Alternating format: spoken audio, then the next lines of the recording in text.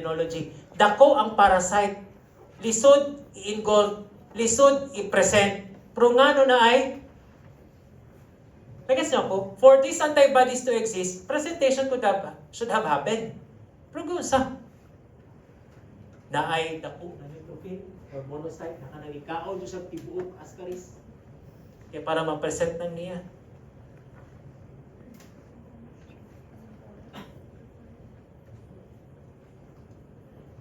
Sila, i-explain na ako para paspasta. When parasites wander in the body, they encounter enzymes.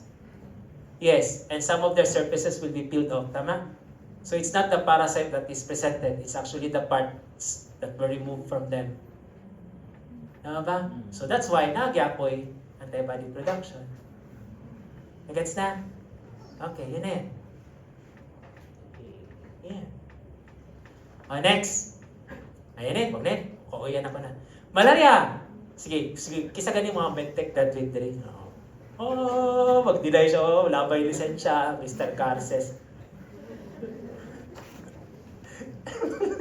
Sige na lang eh. Kaya ako, nung nag-med, di ba na-share na ako sa iyo, nung nag-med ko, kay late ko nag-med, nagtutupaw sa SPC. So pag med na ako, mga classmates na ako, estudyante na ako, na-share na ako ni sa inyo. O, di ba? Tapos every time mangitag medtech ang teacher, tanan sila mag-connive to mention my name. Salaber! So may bawal kung absent ko. Okay sa mga asa sa Salaber? Wala pa di ay. Absent di ako ato. Absent ako sa med school. Pero di ko ganahan mo absent ang estudyante sa klase na ako. Di mo baliktad, no? Absent ko.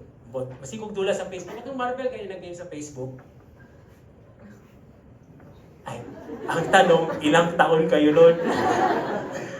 Wala ko, parang ako nag-age reveal. Then, uy, question. Summary lang ha. Can you see in the picture na naay part sa life cycle ng malaria na nasa sa sulod sa RBC? Yes or no? So, sila ang nisulod sa RBC. So meaning, we're supposed to use +1. Tama ba? So meaning, we can kill malarial parasites by relying on T-cytotoxic. Tama ba? Pero how come people with malaria will die without treatment if we have an immune response available? Let's go back. Class 1 is present in all nucleated cells. Mature RBCs are nucleated. So they don't have class 1. So kung RBC, nanay malaria sulod na ako, buwag yung T-cytotoxic, I will just... Wala pang voice, kaya wala ko eh. Plus 1. So that's why the parasite is free to multiply. Nagets na? O yun, dapat apply nyo talaga yan siya. Ngayon, I inserted here a list of organs in the body that have less class 1. And the main reason is that once there is infection, the infection is not amplified to cause massive tissue damage. Imagine na, gamay lang na viral infection sa cornea ng class 1. So ang cornea i-damage ni T-cytotoxic. Yes, maganda ang intention, pero nabuta na ka.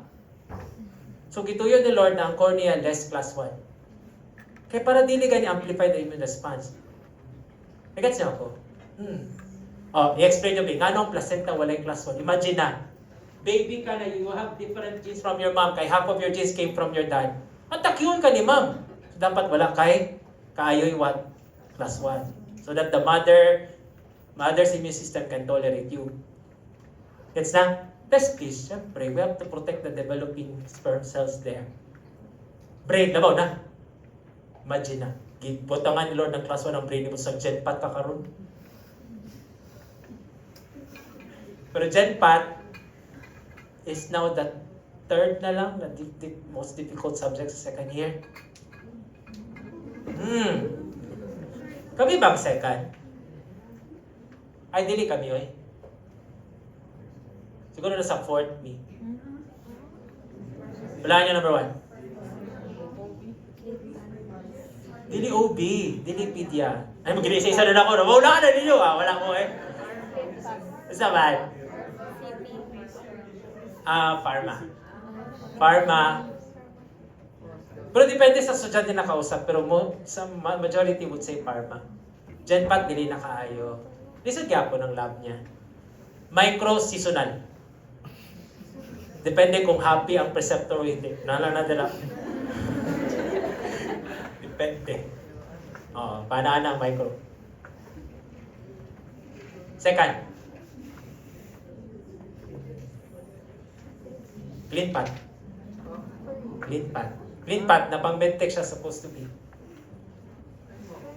Clean path. Lisod ng clean path, promise. Bisag ang mga medtech, mga siya mo question nila, nahuman pa kong medtech. Promise. Clean path. Sige lang. Kaya na. Sige na. Di ba retrovirus is known to attack T helper? Sige, summary lang ha, kasi I don't have to really discuss it thoroughly. Na-antivirus, nang attackihon niya si T helper. Gets niya ako? And T helper is a nucleated cell. Tama ba? So if it is attacked by a virus, it will most likely present the virus using class 1. So si T helper, sige siya protect sa imo, but this time, it's the one being attacked. Mga siya tabang using class 1. Kisay mo respond. Si T cytotoxic. So what do you expect from someone with untreated HIV? Masigi silang kahundan o T helper. And remove T helper from the picture, wala na mo activate kay B cell to become plasma cell. So that's why untreated HIV cases will become immunocompromised. Okay, ito na. Sige. There are two signals. Minumo na, importante kayo ni. There are two signals needed for T cells to work. Katong ganiha, katong yanaan ako ganiha, that's the first signal. Katong class 2, CD3, di ba? CD4. First signal lang yun.